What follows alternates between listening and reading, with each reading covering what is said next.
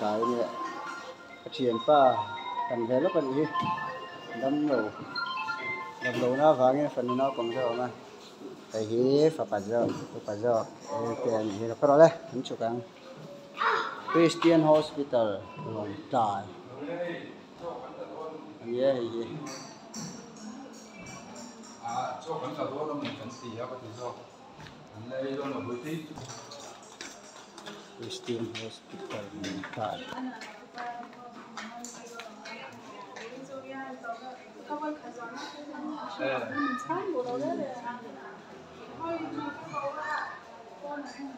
Christian Hospital Long Trai gần nào kẹp kok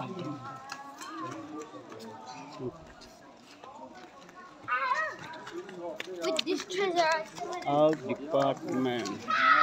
outpatient department ini Christian Hospital Long Trai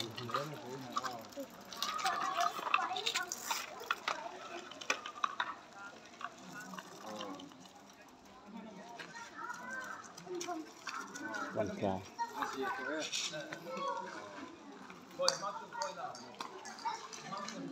đây là hiện triển pa đâm lỗ he phần uổng kia